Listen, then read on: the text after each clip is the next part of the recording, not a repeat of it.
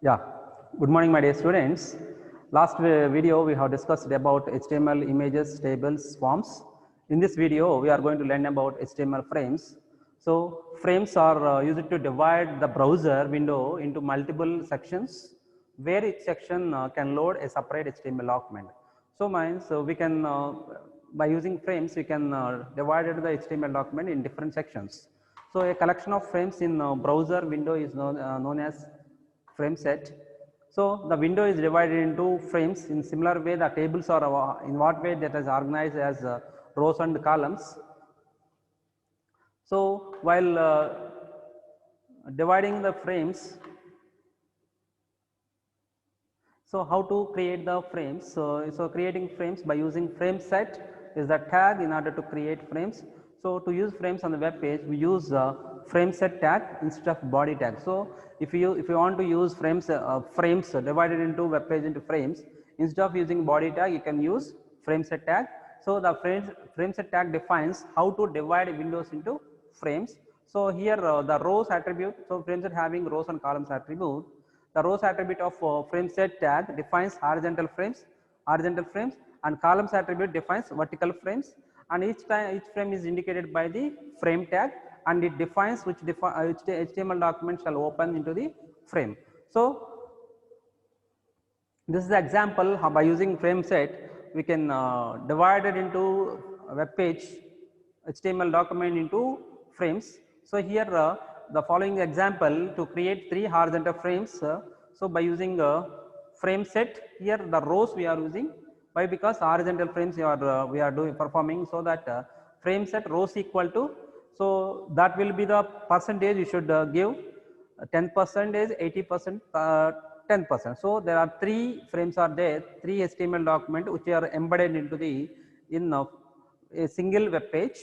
First one will be the 10%, second one will be the 80%, and third one will be the 10%. So total should be 100% we should mention, or else if you want to do suppose 10%, 80%, the rest of just star if you mention also, you can the remaining part HTML will be loaded. So here my idea is to I upload the embed the HTML pages to the main page, as first one is top. So by using frame tag, so frame name equal to top, src equal to what actually we are using corresponding HTML page, and then frame name equal to main, and this is the frame.html, and this is frame name equal to button, src equal to HTML bottom underscore frame.html. So in this way we can divide the web page into three horizontal lanes. First one we will insert in one HTML, and second one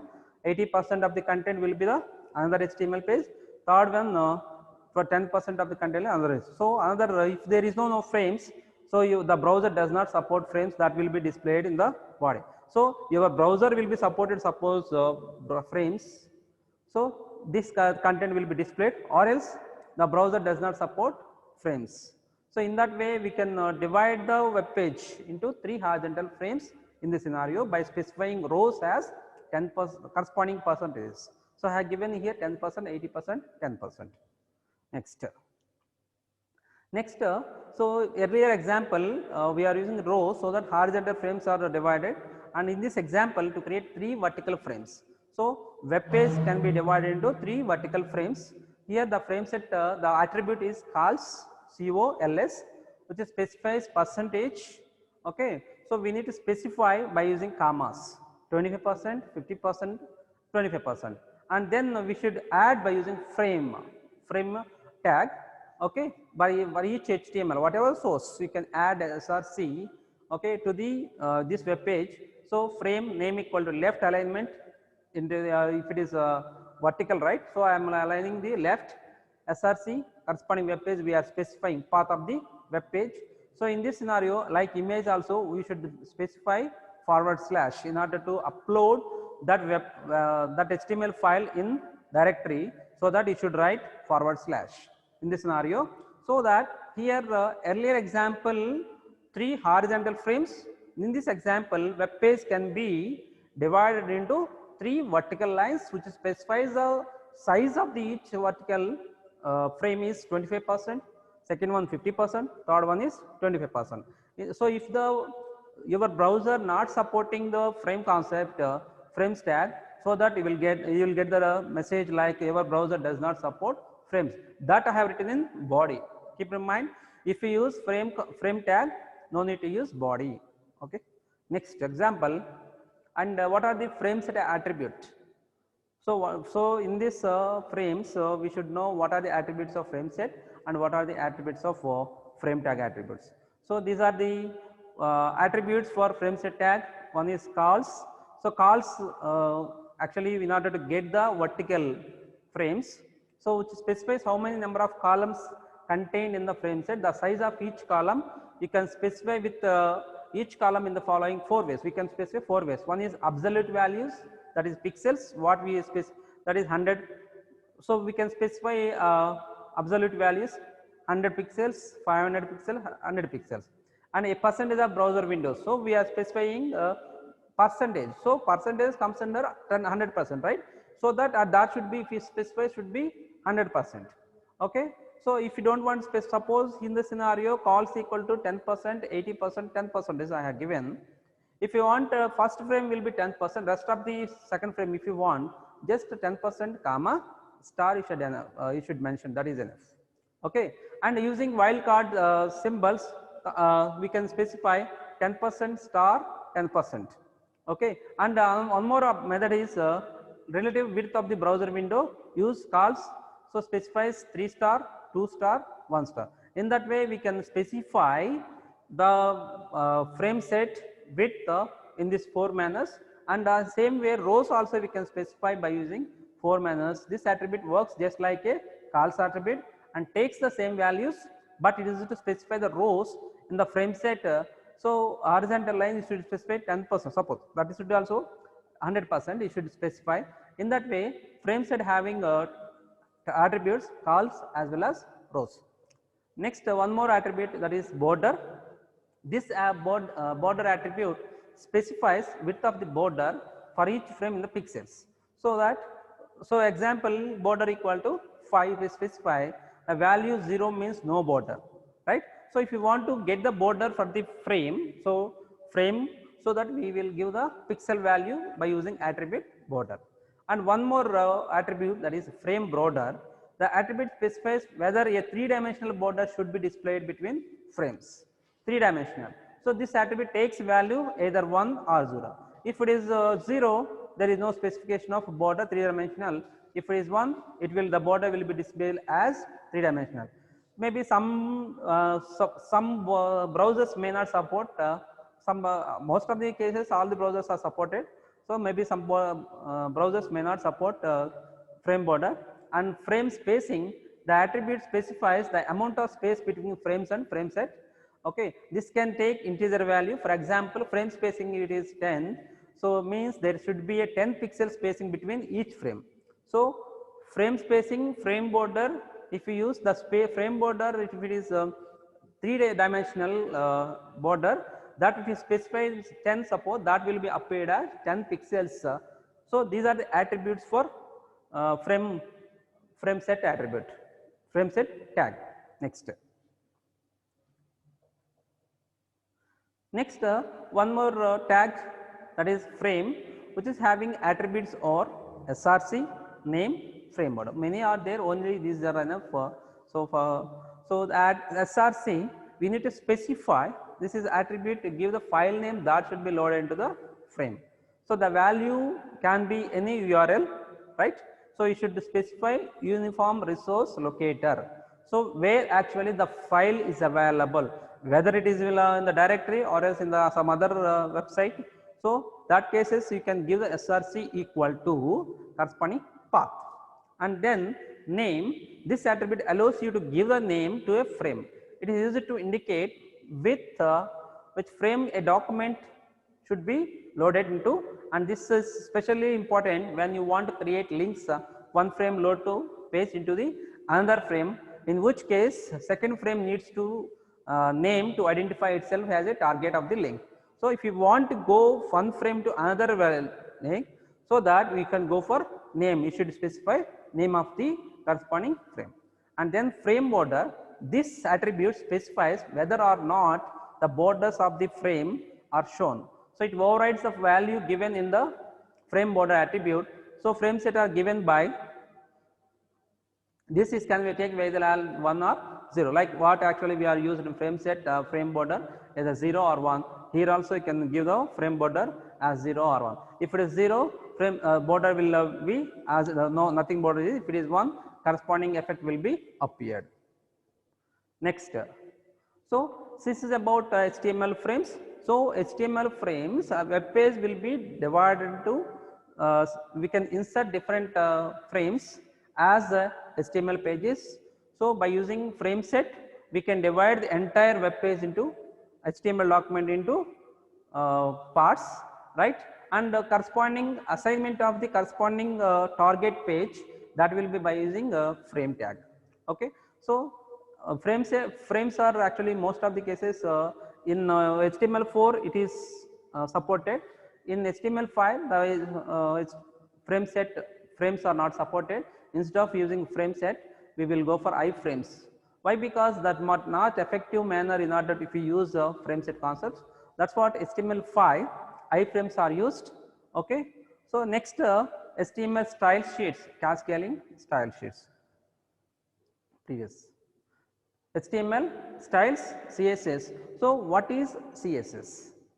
So CSS stands for cascading style sheet. It is used to format the layout of the web page.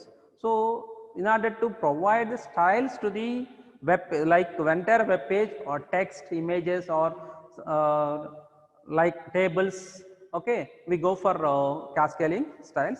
So with the CSS, you can control the color, font, the size of the text, the spacing between the elements, and how the elements are positioned and laid out, what background images or background colors are to be used, different displays for the different devices, and screen sizes, and much more we can use if we use styles. So in order to provide different styles, the concept is HTML styles, that is CSS.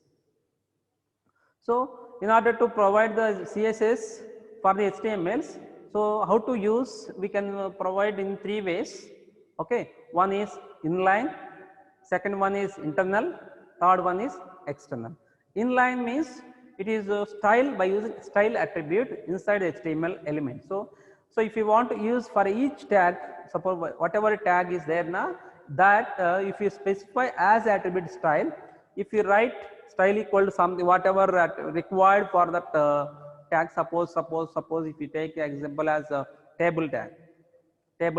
For table tag, if you want to specify the style for entire table, just use style equal to what is requirement, just specify in the corresponding table tag. So that is inline CSS. And then internal CSS means for it affects whole total document within the document. So by using style element in the head, so we can specify style tag in the head, so that affects corresponding what actually in the page, web page, it can be affected correspondingly, either maybe font or table or image. That is internal style sheet. Another is external style sheet. So it the element is linked and external CSS, it redirected to, so we will create externally CSS file that can be affected to the our web HTML page. So that case we can use external style sheet by using link tag. So we will discuss about these things next in detail by step. Inline CSS, and inline CSS is used to apply a unique style a single HTML document, single HTML tag. So inline CSS uses a style attribute in HTML document. Okay. So here example sets the text color. Okay, which one element for the element is blue and the text color of the paragraph element is red. So I want to heading will be displayed as blue and paragraph will be red. Example next. So this is the example. See this. Okay, H1. So inline I have written for the tag H1 style equal to color colon blue. so that a blue heading will be displayed as blue color. See, this is heading, okay, a blue heading, right? So that this can be specified by using style attribute in inline h1 tag. And same way I will use for paragraph style, okay, color is red, that will be displayed as color red paragraph, okay. In that way we can specify styles inline within the HTML element. Next, internal CSS, internal cascading style sheets. So, an internal CSS used to define a style for single HTML page, so that it is used for single HTML page. So, it can be defined in head section, okay. So, within the style element. So, in head section, what is the element or what is the tag? Style tag. By using HTML style tag, by specifying attributes for that, we are affecting that cascading style sheet to the within the HTML page, okay. This is example, same example I am discussing. The color of h1 element is blue and paragraph is red, that will be displayed power blue, background color I specified. Next, yeah, see here, previous one is I have specified style within the HTML element. Here instead of specifying I am internal CSS, I specified as, okay. So, within the head section, this is head section, see this, within the head section by using style tag I specified. So, body is background color is powder blue I have specified, and while writing the corresponding tag, just write the tag name, okay, just write the tag, body is the tag name, and within the within the curly braces specify the attributes. Here the attribute is background color, the color colon, by specifying colon, that is the color name powder blue, and semicolon is specified. Then h1, so h1, for the h1 link tag I specified color blue. So, whatever you have written in h1 tag, that will be displayed as power blue, and paragraph color colon red. So, in that way styles we can apply for the different tags. So, you should specify that style within the head section, so that this is the output. See, same output, background color is, see, powered blue, this is background color is powered blue. Why? Because I specified background color for the body. So, the entire page will be powered blue background, and then I specified for the h1, this is heading is blue as CSS specified in head section, and paragraph is red I specified, so that it will display the content like this, okay. Next, so the external CSS. So, I told you, external CSS, separate CSS file will be created, that will be linked to the our web page, okay.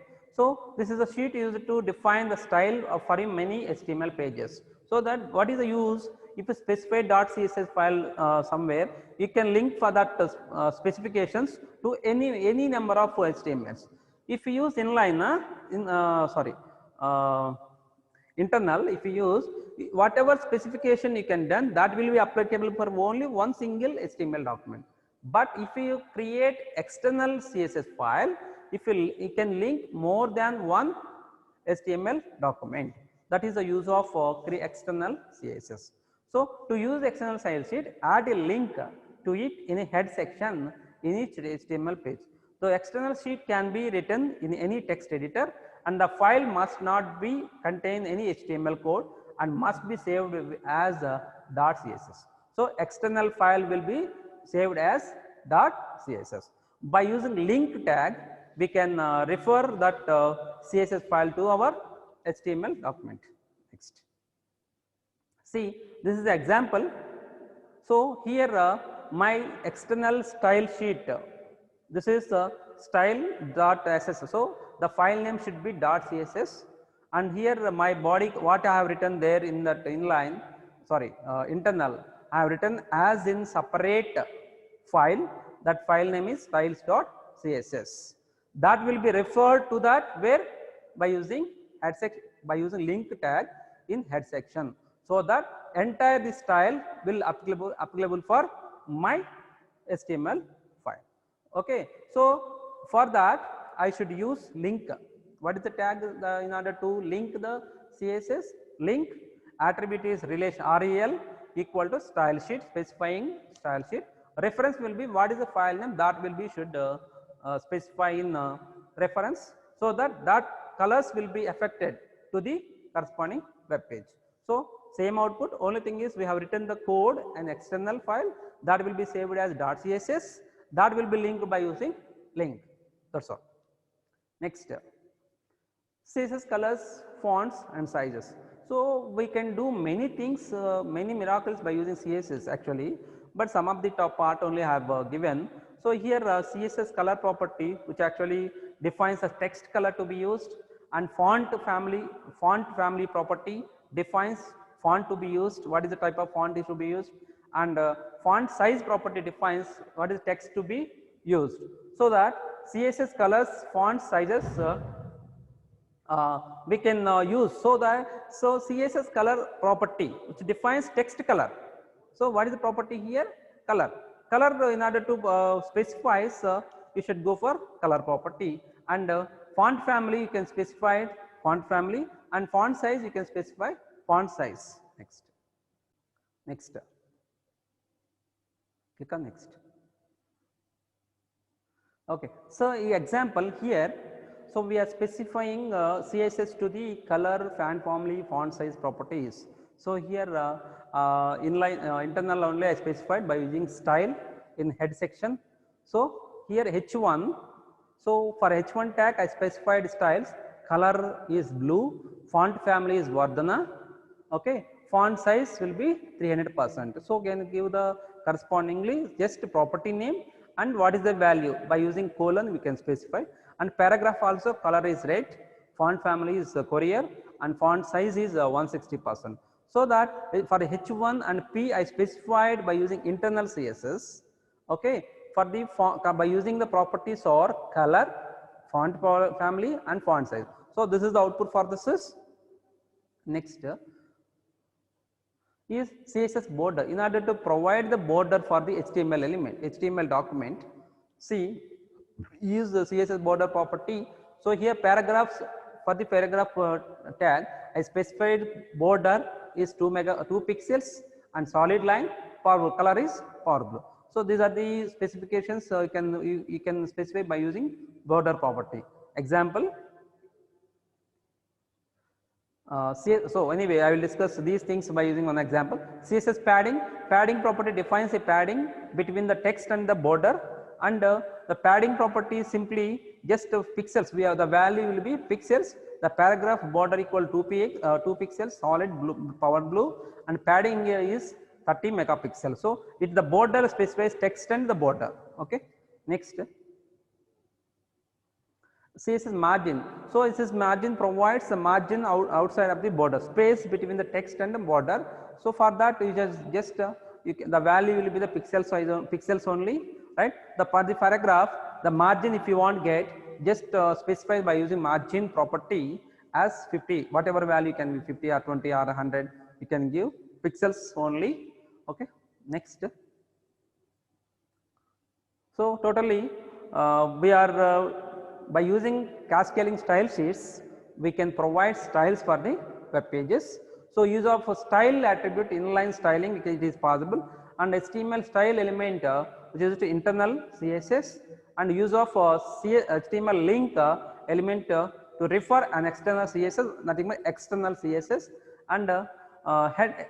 If you use of the HTML head element to store style and link elements, and these are the property: color, font family, font size, border, padding, margin by properties for we can apply for the colors as well as text fonts, text sizes, borders, and spaces between the borders outside of the border. So that by finally cascading, by using cascading style sheets, we can develop web pages as effectively as can. So in that case, in that scenario, we will use maybe inline element or else internal web page or else external web page. Okay. This is about HTMLs. So we discussed finally in HTML what is HTML, what is list tag, what is image tag, what is table tag, what is form tag, what is frame tag, and CSS. These things actually not only these things, many tags are there, many elements are there in order to develop web page. So HTML versions, different versions are there in order to design web pages. Okay, if you want to be HTML web page design, you should go through all the HTML elements in order to design the web page as much as effectively. Okay, thank you. Right.